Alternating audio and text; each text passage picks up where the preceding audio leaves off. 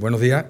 Continuamos con la serie de podcast Salud y Sociedad del Colegio Médico de Cádiz.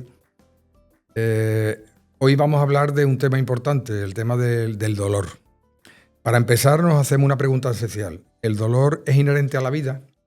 Para muchos, el dolor puede ser considerado como el quinto signo de la vida, equiparable en importancia clínica a la frecuencia cardíaca, la tensión arterial, la frecuencia respiratoria y la temperatura. Las encuestas y los múltiples estudios sobre el miedo a la muerte revelan que a menudo el temor principal no es a la muerte en sí, sino al proceso de morir que casi siempre conlleva dolor físico y sufrimiento. El dolor, la pérdida de autonomía y el sufrimiento emocional son más temidos que la propia muerte, tanto propia como ajena.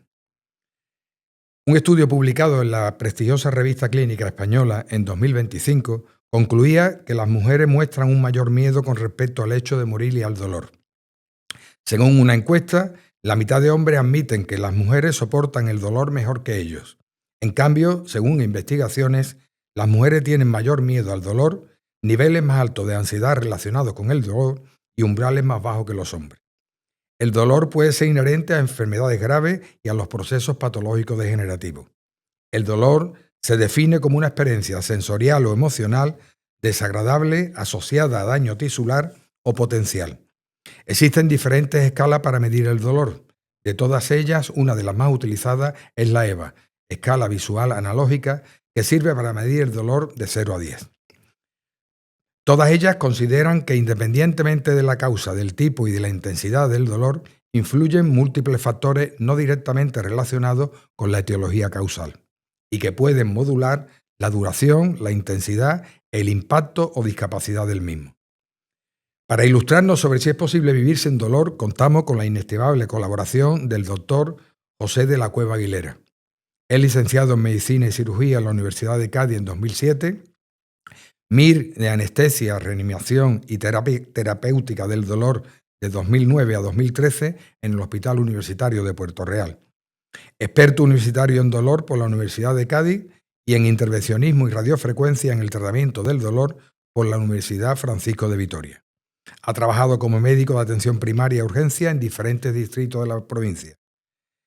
Es facultativo especialista de área de anestesiología, reanimación y terapéutica del dolor en el Hospital de Puerto Real desde mayo de 2013 hasta mayo de 2021.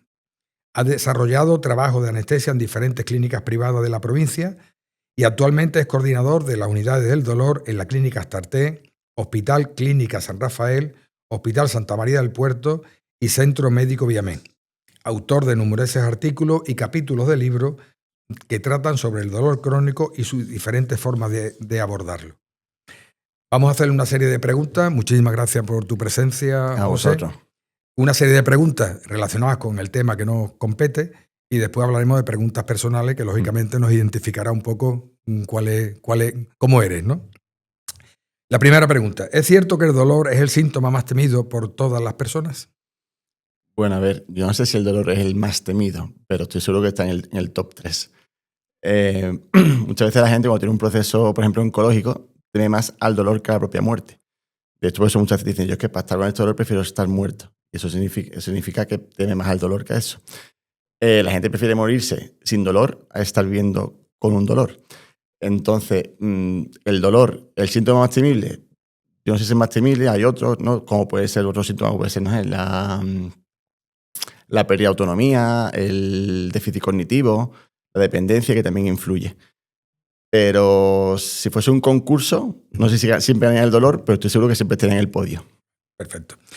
¿Y el perfil de la persona que atiende las unidades del dolor? Porque las unidades del dolor, su creación no es de hace muchos años. Las unidades del dolor aparecen como en la cartera asistencial de servicios del sistema público y los sistemas privados de salud relativamente hace poco. Entonces, esa creación de la unidad del dolor, ¿cuál es el perfil de la persona que acude a la unidad del dolor?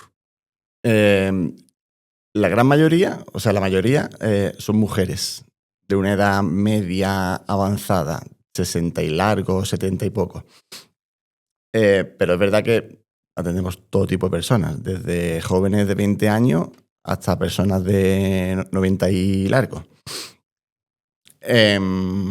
Básicamente eso. Y lo que sí es verdad que últimamente Las unidades de dolor están, el 80% de los pacientes que vemos son lumbalgias, que es como la patología más frecuente. Entonces tú dices, un tipo de perfil, pues lo más normal son señoras de 60 y largo, 70 y poco, con lumbalgia, con algún tipo de recolopatía, no, básicamente eso. Muchas veces pensaríamos que a lo mejor son los procesos oncológicos, que son los que probablemente en el top de gravedad sean los más graves, pero el hecho de que sean las lumbalgias, que sean procesos de tipo traumatológico o procesos de tipo degenerativo, los que se tratan. A mí me sorprende un poco que el perfil sea ese, ¿no? Ten en cuenta, las unidades de dolor se quedaron en torno a los 70, 80 y están orientados básicamente a eso, a procesos oncológicos.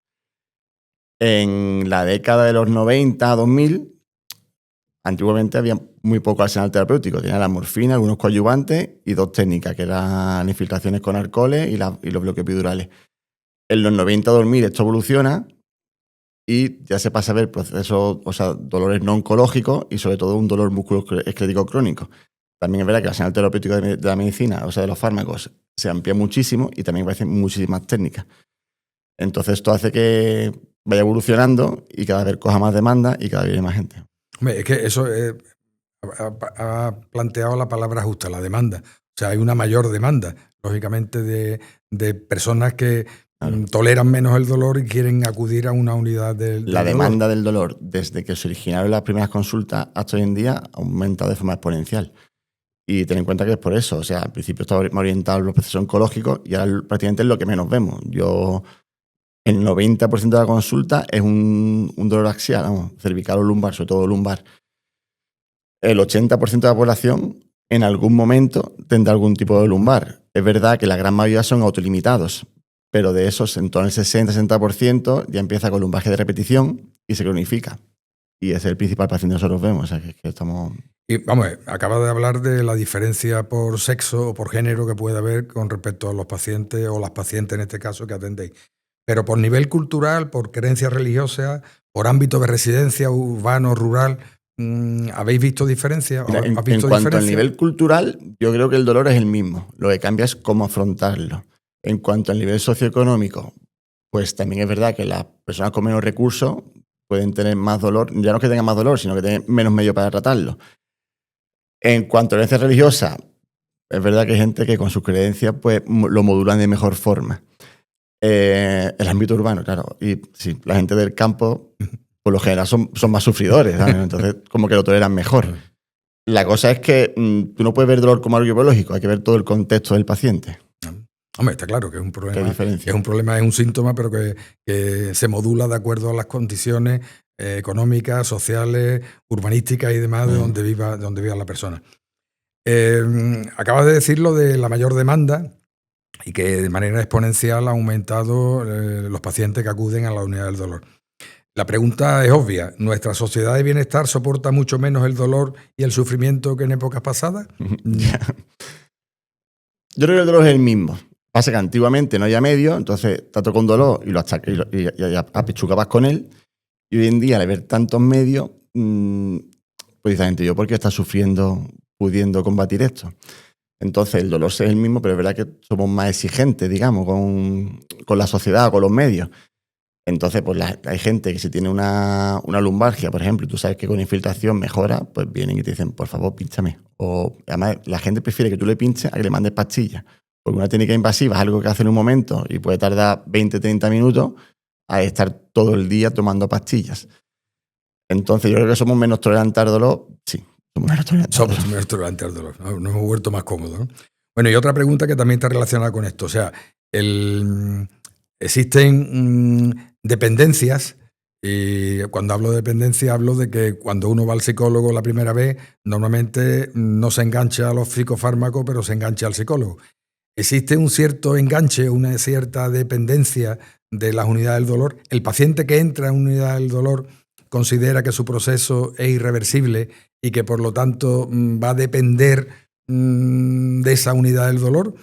O vosotros le ponéis las cosas muy claras diciendo que el proceso puede ser curado y que... Hay procesos del dolor que son reversibles y procesos que no. Por ejemplo, cada vez hay más patologías degenerativas. Entonces, eso al paciente le digo a la broma, mira, la única forma de curar esto es descumplir años. Y dicen, ¿cómo? Digo, pues entonces quiero decirte que esto es para ti y es para siempre. ¿Que se pueden poner parches para aliviarlo? Sí. ¿Que hay otros procesos? Por ejemplo, tú tienes gente joven, una hernia discal, pues eso tú puedes revertirlo. Tenemos métodos para resolver hernia, quitar hernia, o por lo menos parchearla para que no duela. Lo que sí es verdad que tú no puedes decir a la gente, tú te vas a curar seguro. Porque cuando yo a los pacientes digo, aquí seguro nada más que la muerte. Lo demás lo intentaremos, haremos todo lo que podamos. Pero reversir el 100% no lo sabemos. Es verdad que es tentador decirle a alguien, te va a curar seguro, pero tampoco le puede mentir. La honestidad es parte del tratamiento, en verdad, también. Hombre, y yo, vamos, y te digo, así hablando un poco, ¿cuál es el paciente más, no te voy a decir más raro, o la paciente más rara que te has encontrado en el desarrollo de tu vida profesional? Pues mira, yo en verdad, pacientes raros no tengo. Y la gente viene y te cuenta su problema y se cree que es muy raro. Y en verdad, tú dices tú, el que acaba de salir tenía lo mismo. No tengo ningún paciente raro que diga no sé por dónde meterle mano. Siempre ha habido algo... Yo siempre digo a la gente, digo, mira, si usted mejora un 50% del dolor, en principio nos conformamos. Y es verdad que con el paso del tiempo, gente que viene a la consulta doblada, pero literalmente doblada, que no podía ponerse de pie, tú al año lo ves haciendo deporte.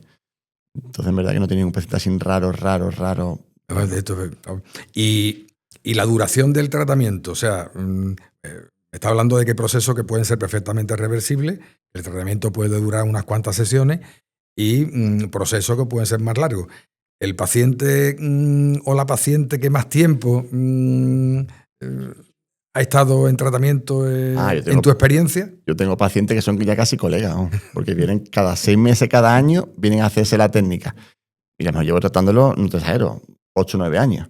Que conocen mi vida perfectamente, y yo la suya. O sea, que vienen a la consulta y me dicen, ¿qué tal tu niña? ¿Qué tal no sé cuánto? O sea, que como si fuese colega. Hombre, que se crea un vínculo humanístico y de humanización. Nos falta solamente la cerveza por medio. No falta nada más. Hombre, que también podría servir para mitigar algo de... Que a veces ha pasado también. Oye, cervecita. Con respecto a las unidades del dolor, ¿el sistema público tiene unidades suficientes para atender la demanda? ¿O aquí ocurre como ocurre en otras especialidades médicas, que el paciente o la paciente tiene que derivarse al sistema privado porque la alternativa de lo público no ofrece los servicios que debería ofrecer? Estamos llegando a tal volumen que no se puede asumir, ¿no? O sea, en la sanidad pública están todos los medios que hace falta, los hay, pero es verdad que anda corto de medios humanos.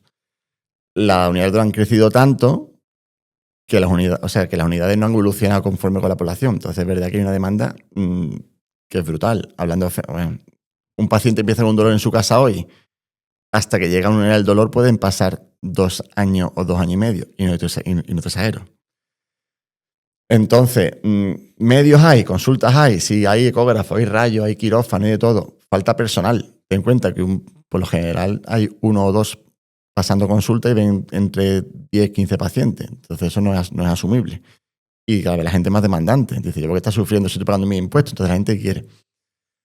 Yo compré muchas veces la unidad del dolor de la pública como un Ferrari. Es un pedazo de coche, te lleva a todos lados, pero le falta gasolina. Entonces no llega a los sitios. Habría que plantearse por parte del sistema público. Ahora que se está hablando del hospital nuevo, a ver si el hospital nuevo, que tardará unos años en aparecer, aparecen unidades de tratamiento. Yo, por ejemplo, los pacientes los veo en consulta y le digo, a lo mejor lo veo un jueves, y le digo, mira, hazte una radiofrecuencia. Y lo programamos para un martes. Lo estoy viendo a los 3 días. Yo cuando estaba en la pública le decía, ya te llamaremos. ¿Tardará mucho? Y decía, poquillo, pero unos meses, digo, un año. O sea que a mí me da hasta vergüenza como profesional, ¿no? Hombre, lo que está claro que lo que tú acabas de decir de la mayor demanda, yo creo que la esperanza de vida y el hecho de que la mayor esperanza de vida de la población también esté unida a un mayor prevalencia de procesos de tipo degenerativo, también lógicamente hace que la demanda de los pacientes sea mucho, mucho mayor, ¿no? Me estoy riendo porque me acuerdo de una paciente que llegó a la consulta del dolor con 96 años y me dice, doctor, es que si no puedo seguir, es que parezco una vieja.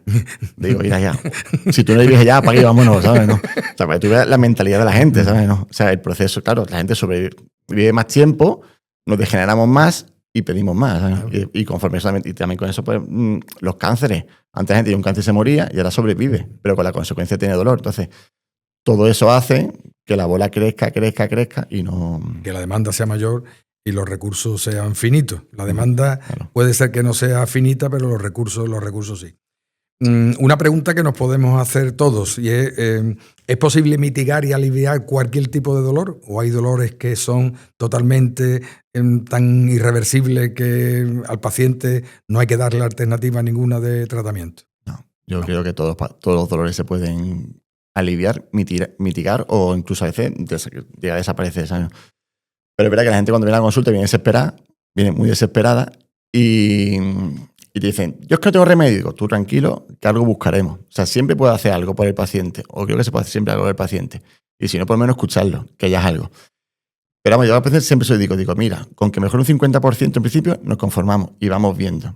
Y a lo mejor 100% no, pero el 99,8% se consigue aliviar o mitigar. Hombre, yo creo también, lo que pienso es que muchas veces lo del tema del dolor no solamente es cuestión de técnica, sino es cuestión también de encontrarse con un profesional, en este caso, como tú estás planteando, con un profesional que te ponga las cartas sobre la mesa y que nunca tire la toalla. Porque yo creo que aquí es importante para el paciente o la paciente tener enfrente a una persona que le genere confianza y que le genere por lo menos unas expectativas para poder mitigar el dolor. ¿Cuáles son las técnicas? Porque vamos, cuando hablamos de dolor, tú decías al principio que antes lo que había eran los mórficos, analgésicos y poco más. Hoy día el abanico de terapia y el abanico de tratamientos disponibles es, no te voy a decir limitado, pero muchísimos recursos. ¿Cuáles son las técnicas más novedosas que hay con respecto al tema del tratamiento del dolor? En cuanto a técnicas intervencionistas novedosas, pues tenemos la neuromodulación, que a veces se usa más, la neuromodulación bien a nivel medular, del nervio dorsal o de nervios periféricos. Después también la radiofrecuencia, que cada vez se usa más, que tenemos de 3 tipos, la convencional, la pulsada o la enfriada. Ahora también están avanzando con el tema de la terapia electromagnética transcraneal, que es como ordenar las neuronas para que sientan menos dolores. Ponerla en orden, ¿no? Más o menos. Después tenemos también la medicina regenerativa, que también, claro, con el tema de la sociedad la gente vive mucho más, pues está más gastado la medicina regenerativa, utilizamos el plasma rico en plaquetas o las células madre. Por ahí van los tiros. Bueno, y una pregunta obligada. En Estados Unidos los medios de comunicación nos están informando sobre la epidemia del uso del fentanilo que está provocando estragos en Estados Unidos y en otros países. Aquí en España el fentanilo se usa, pero se usa a diario, pero que se usa con cierta, ¿no? Con un rigor terapéutico y un rigor de dispensación importantísimo. ¿Por qué, o tu opinión, por qué en otros países se ha desarrollado esa epidemia tan sumamente dramática y aquí nuestro sistema sanitario y nuestros profesionales y nuestros pacientes son capaces de asumir el uso de una manera racional y de una manera terapéutica y no de otro tipo, ¿no?